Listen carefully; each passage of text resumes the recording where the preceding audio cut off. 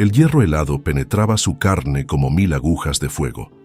Cada estilete, una pequeña hoja que desgarraba no solo la piel, sino el alma misma que aún latía dentro de aquel cuerpo martirizado. El olor acre de la sangre se mezclaba con el hedor rancio de la tinta que rezumaba de las tablillas de cera esparcidas por el suelo de la escuela, creando una sinfonía macabra de colores que formaban charcos oscuros sobre el mármol frío. Los gritos de los niños, sus propios alumnos, resonaban contra los muros de piedra como una letanía diabólica. Sus voces infantiles, convertidas en instrumentos de tortura psicológica más crueles que cualquier hoja. El sonido metálico de los utensilios de escritura perforando una y otra vez su carne marcaba un ritmo siniestro, como el latido invertido de un corazón, señalando no el inicio de una vida, sino la consumación de un martirio. Aún así, su fe no vaciló. Casiano podía sentir cada músculo de su cuerpo contrayéndose en espasmos involuntarios, cada nervio clamando en agonía, mientras el sudor frío se deslizaba por su frente, mezclándose con las lágrimas que ya no podía contener. El sabor salado de su propia sangre invadía su boca, pero era el sabor amargo de la traición lo que más lo asfixiaba. Las pequeñas manos que él había alzado para bendecir, a las que enseñó a trazar las primeras letras del alfabeto, ahora se volvían contra él con una crueldad inimaginable en corazones tan jóvenes. La luz dorada del atardecer entraba por los altos ventanales de la escuela, creando un contraste cruel entre la belleza serena del mundo exterior y el horror que se desarrollaba dentro de aquellas paredes, que un día fueron santuario del conocimiento.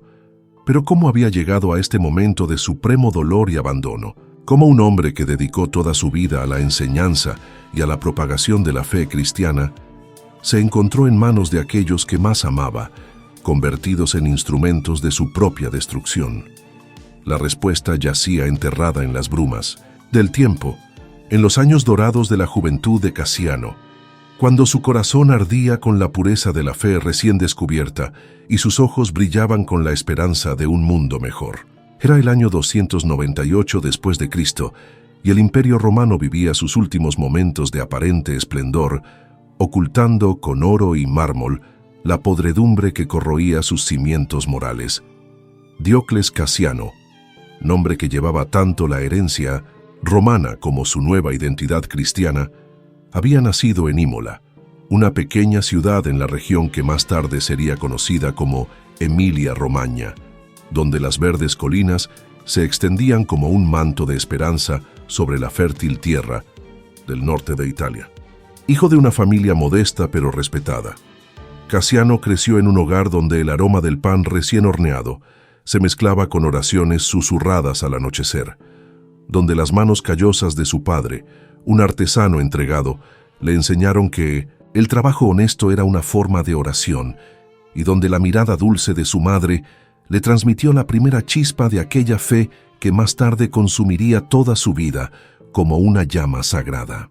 La casa donde creció era pequeña pero acogedora, con muros de piedra que conservaban el calor de las charlas familiares y ventanas que daban a un jardín donde su madre cultivaba hierbas aromáticas y flores silvestres que perfumaban las mañanas con la dulzura de la vida sencilla.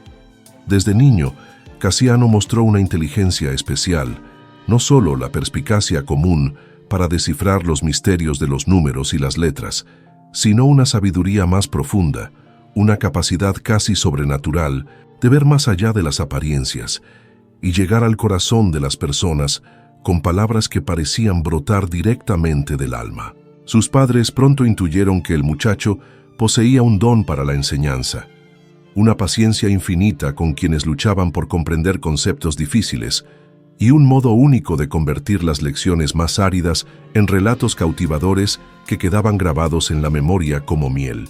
Al cumplir 18 años, Casiano ya era conocido en toda Imola como un joven de erudición excepcional y carácter irreprochable.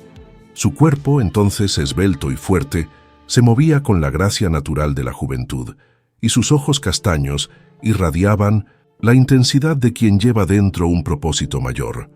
Fue entonces cuando recibió la llamada que cambiaría para siempre el curso de su existencia, la invitación para convertirse en escriba imperial, uno de los escribas encargados de registrar los decretos y decisiones del poder central romano. El cargo era codiciado y prestigioso. Representaba no solo una oportunidad de ascenso social, sino también la posibilidad de servir al imperio de una manera que pocos tenían el privilegio de experimentar. Casiano aceptó el puesto con la humildad que lo caracterizaba, pero también con la secreta esperanza de que su nueva posición le permitiría influir positivamente en las decisiones que afectaban la vida de millones. Durante los primeros meses en su nuevo rol, Casiano presenció de cerca el funcionamiento de la máquina administrativa romana, con su complejidad fascinante y su eficiencia brutal. Sentado en silencio en los grandes salones de mármol donde se decidían los destinos de provincias enteras, registraba con su escritura elegante y precisa las palabras que moldeaban el mundo conocido. El aroma de la cera caliente de las tablillas se mezclaba con el olor de los pergaminos antiguos y el incienso que ardía en los altares dedicados a los dioses oficiales del imperio, creando una atmósfera a la vez solemne y opresiva. Fue entonces cuando empezó a percibir las contradicciones fundamentales entre su fe cristiana y las exigencias de su cargo. Día tras día, se veía obligado a redactar decretos que perseguían a sus hermanos en la fe, órdenes de confiscar propiedades de cristianos, sentencias que condenaban santos al exilio o a la prisión por negarse a renegar de Cristo. Cada palabra que escribía parecía quemar su alma. Cada decreto pesaba en su conciencia como una piedra arrojada en aguas tranquilas, generando ondas de perturbación infinitas.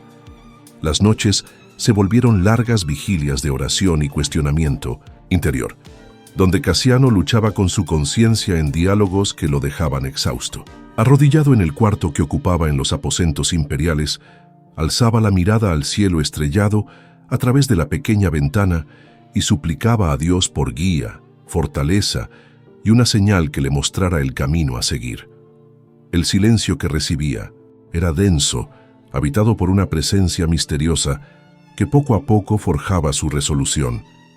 La gota que colmó el vaso llegó en una fría mañana de invierno, cuando recibió la orden de registrar un decreto particularmente cruel de Diocleciano. Todos los cristianos del imperio debían, bajo pena de muerte, ofrecer sacrificios a los dioses romanos y renegar públicamente de su fe en Cristo.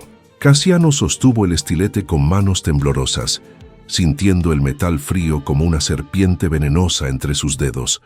Durante largos minutos permaneció inmóvil, mirando la cera virgen que aguardaba sus palabras, mientras el tenso silencio del salón oprimía sus sentidos.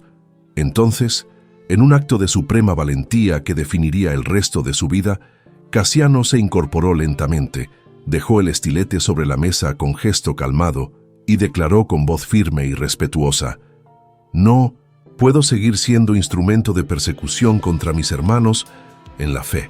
Prefiero perder mi cargo, mi fortuna y hasta mi vida antes que continuar registrando decretos que ofenden a Dios y torturan a los inocentes». El silencio que siguió fue ensordecedor, roto solo por las respiraciones pesadas de los presentes y el eco lejano de los pasos de los guardias. Los ojos del magistrado que presidía la sesión se clavaron en Casiano con incredulidad y rabia contenida. «¿Comprende la gravedad de lo que ha dicho?», preguntó con voz controlada. «Su negativa constituye traición al imperio y desprecio a la autoridad divina del emperador. Las consecuencias pueden ser irreversibles». Casiano respiró hondo, sintiendo una paz extraña inundar su corazón, como si una mano invisible calmara sus tormentas internas. Sus ojos, antes temblorosos, brillaban con una serenidad casi sobrenatural. «Comprendo perfectamente», respondió claro, «pero mi primera lealtad es a Cristo, que murió por mí en la cruz. No puedo servir a dos señores.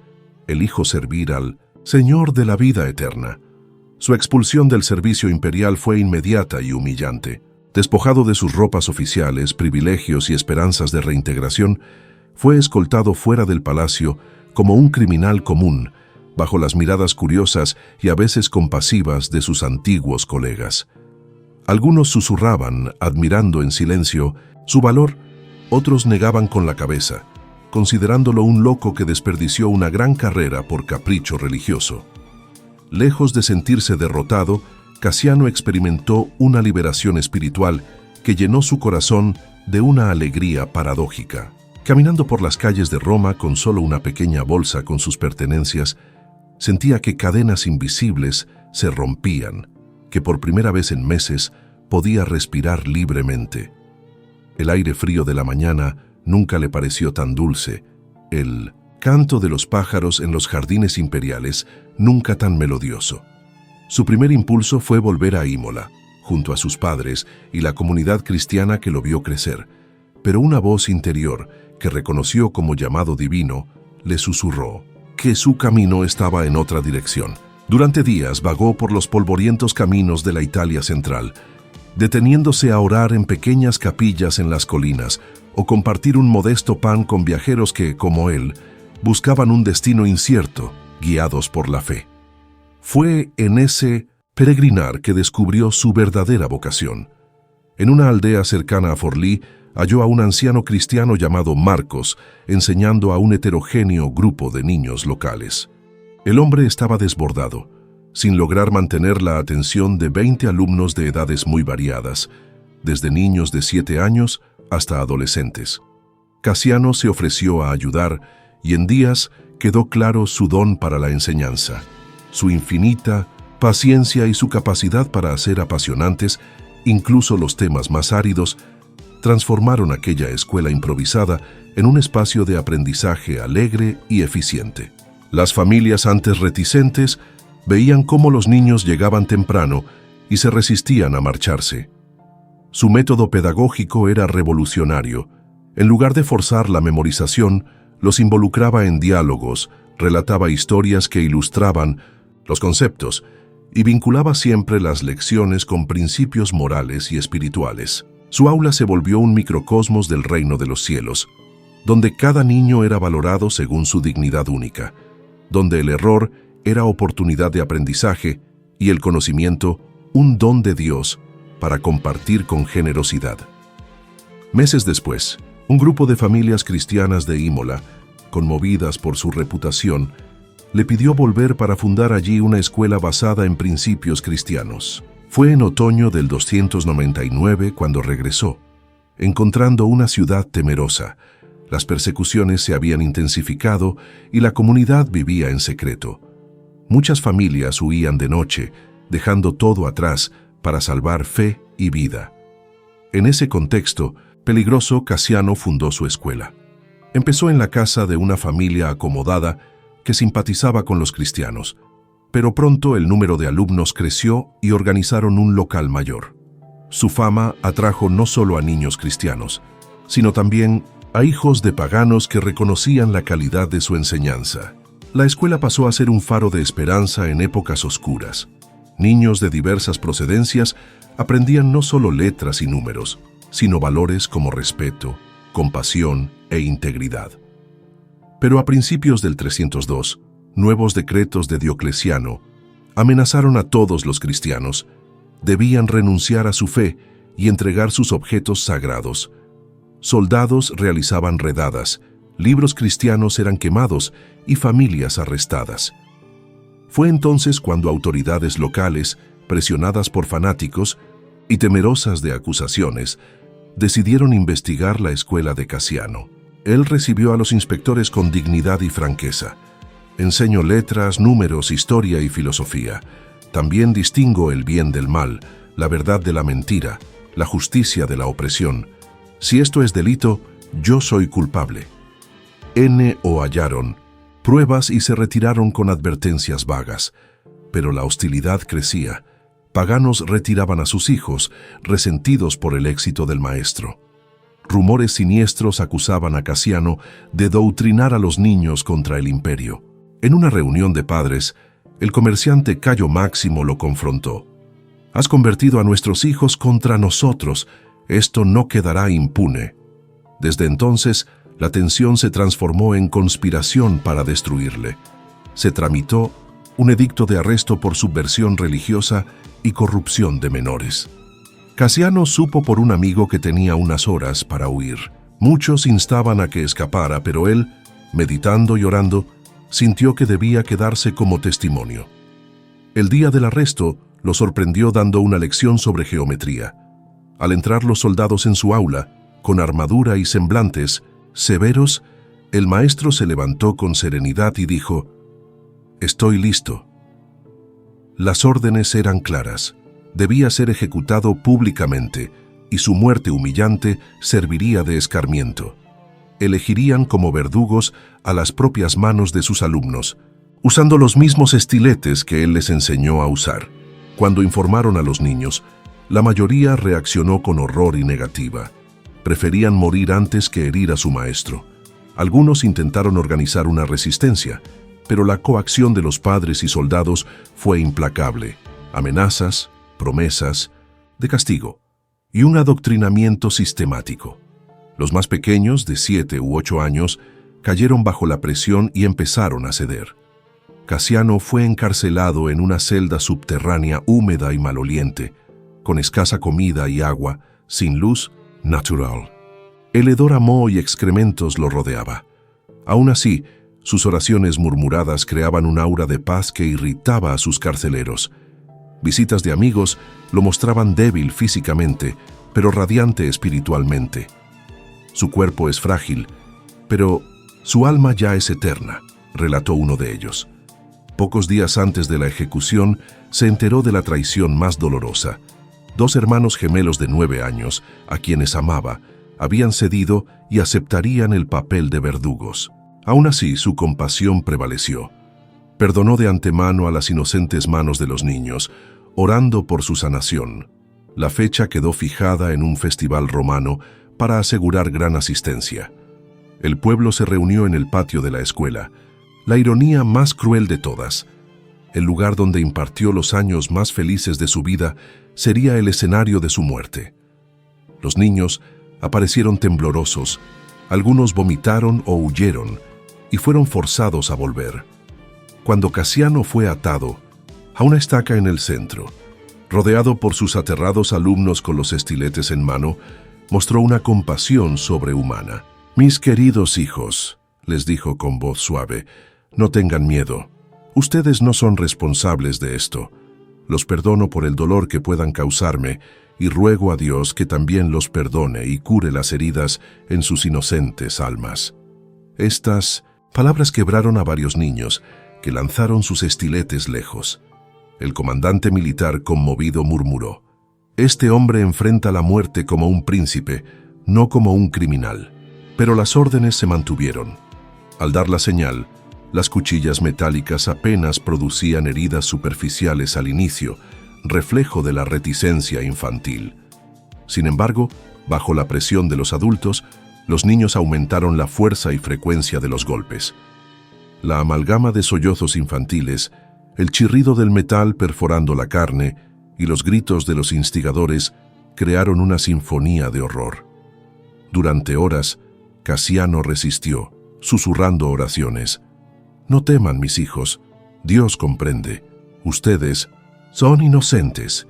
Su cuerpo sangraba abundantemente, su fortaleza menguaba, pero su espíritu brillaba con una luz interior descrita por testigos, como un resplandor casi visible, acompañado de una fragancia inexplicable de rosas o incienso. En un momento crítico, el pequeño Marcos, de 10 años, gritó: no puedo hacerle daño», y arrojó su estilete para abrazar a su maestro, siendo arrancado violentamente por los soldados. La escena impactó profundamente a la multitud. A medida que el sol avanzaba, marcando el lento avance de la agonía, Casiano perdió la capacidad de mantenerse de pie y dependió de las cuerdas que lo ataban.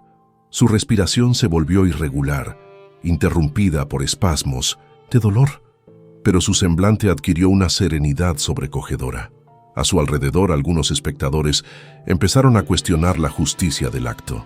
Finalmente, cuando la vida se le escapaba, Casiano reunió sus últimas fuerzas y con voz milagrosamente clara pronunció: «Perdonen, ellos no saben lo que hacen.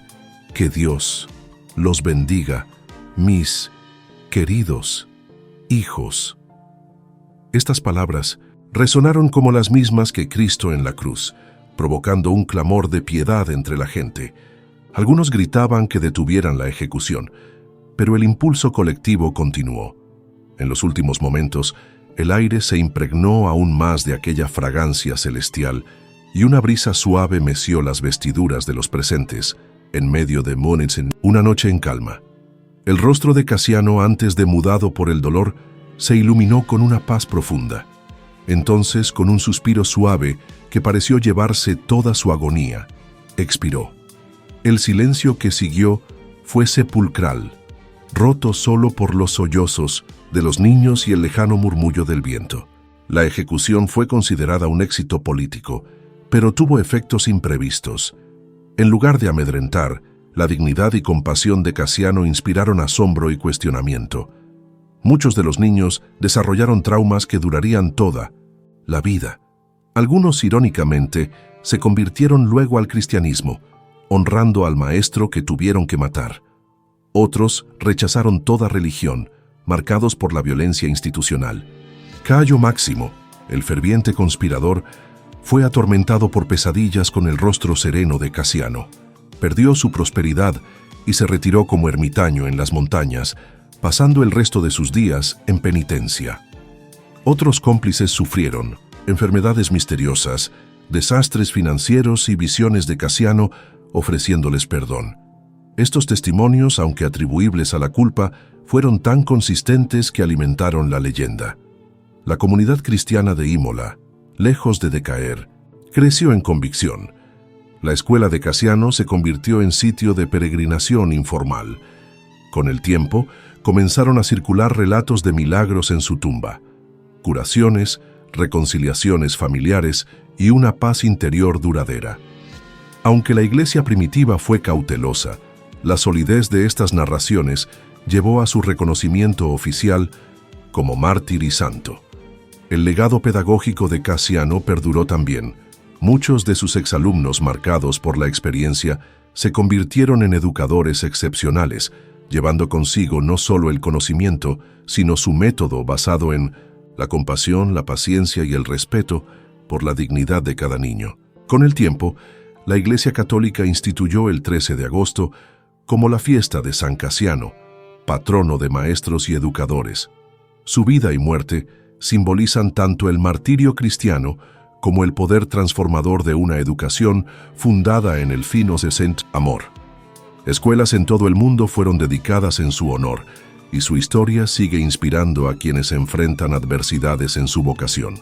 La última ironía reside en que la ejecución, pensada para desalentar la propagación del cristianismo, mediante la educación, en realidad se convirtió en el mayor catalizador de conversión en la región. Los instrumentos de su martirio, los estiletes, pasaron a representar no derrota sino victoria espiritual. Hoy, más de 17 siglos después de su muerte, San Casiano sigue siendo invocado por educadores que luchan en entornos hostiles, recordándoles que el verdadero impacto de un maestro no se mide por éxitos materiales, sino por la transformación profunda que logra en sus alumnos. La historia de San Casiano ilustra el poder de las elecciones morales para definir una vida. Pudo haber permanecido en su cargo seguro y prestigioso, pero eligió la conciencia y la fidelidad a sus principios, una decisión que resonó a través de los siglos. Su ejemplo enseña que la auténtica educación trasciende la transmisión de información, forja el carácter moral y la capacidad de discernir valores. Aún en la adversidad, su fe no vaciló. Esta frase, que resume el testimonio de Casiano, resuena como un recordatorio de que la verdadera fuerza yace en mantenerse fiel a los principios más elevados, incluso frente a la prueba más extrema. Su vida y muerte continúan siendo faro para quienes ven la enseñanza como vocación sagrada y el amor a los estudiantes como servicio a Dios mismo.